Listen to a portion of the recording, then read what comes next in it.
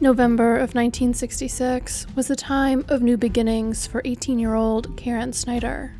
She and her husband Paul had welcomed their first child, a daughter named Paula, just 2.5 months earlier. This exciting time was abruptly cut short on November 12, 1966. Paul had been working a double shift that evening. He had tried calling Karen, but she did not answer the phone. He eventually grew nervous because he still could not reach her, so he left work to go check on her.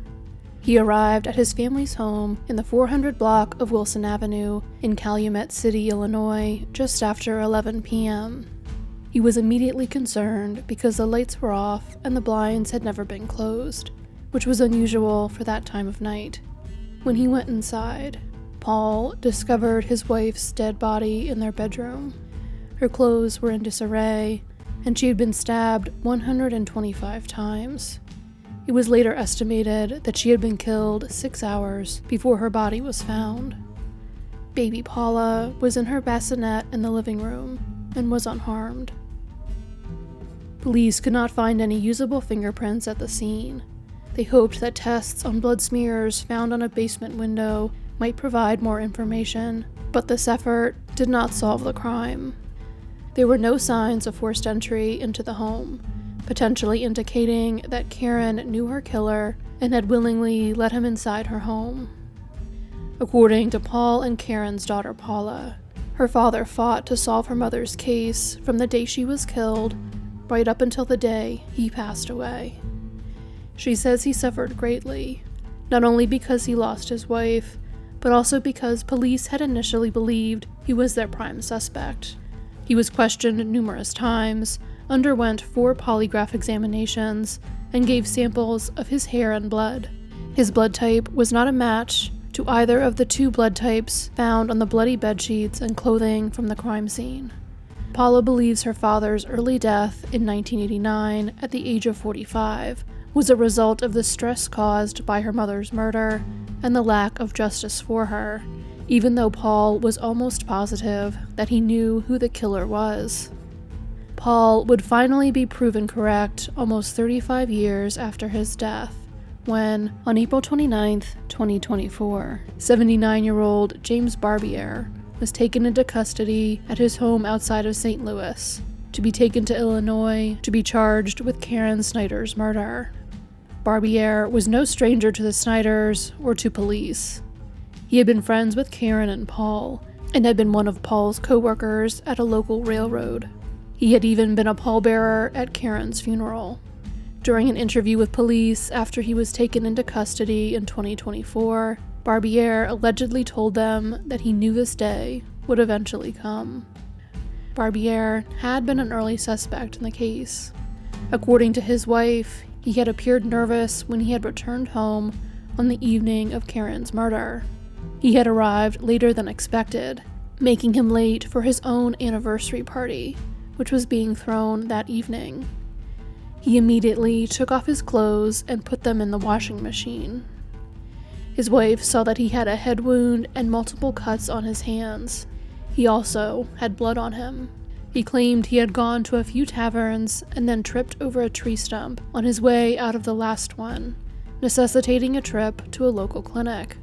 The cuts she saw that night were still visible and observed by others when Barbier attended Karen's funeral a few days later.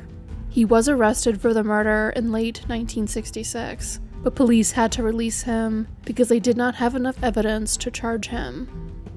Karen's daughter, now Paula Larson, had approached the Calumet City Police in 2009 trying to get them to reopen her mother's case. The effort left her feeling defeated. The detective she spoke with, who has since retired, told her the evidence was unavailable, and Paula was left feeling as though she had no other means of getting the case solved. It would be a call from someone far more distantly connected to Karen that finally launched the effort that would ultimately lead to Barbier's arrest. Kevin Seeley is a 4th cousin of Paula Snider Larson, who had never met her prior to the press conference announcing Barbier's arrest. Growing up, he had heard the story of Karen's murder from his grandmother, Dee. Dee's husband was one of Paul Snider's cousins. She would tell her grandson about the tragic death of a poor young woman and how it still troubled her even decades later. In December of 2022, Kevin contacted the police in Calumet City to inquire about the case. This time, the detective he was able to get in contact with was far more thorough in looking into the cold case. Calumet City detectives learned about Barbier after reviewing the case file and obtained a warrant for his DNA. They traveled to Missouri to serve it in April of 2023 and also interviewed Barbier for over an hour and a half. He told them the same story about his activities that night that he had given in 1966. A DNA profile was then developed from one of the pieces of clothing Karen had been wearing when she was killed and found to be a match to Barbier, which led to his arrest. Because of his age and poor health, Barbier is not in custody as the legal case against him proceeds. He is under order not to leave Missouri or Illinois, had to surrender his passport and firearms, and is required to report to authorities in person and by phone twice a month. Karen's family is understandably upset that he is not still in custody.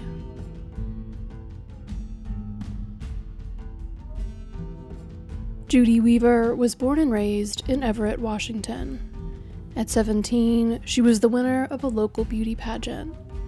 In 1984, 42-year-old Judy was the co-owner of the Bell Nest Cafe on Hewitt Avenue in Everett.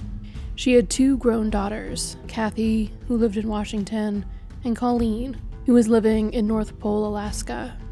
Kathy, as well as Judy's mother Edith, worked at the cafe with her.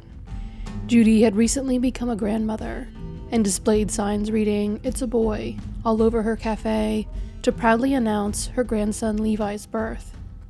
On the evening of June 1st, 1984, the local Salty Sea Days Festival was ending in Everett. Judy left the Bell Nest to walk home after work.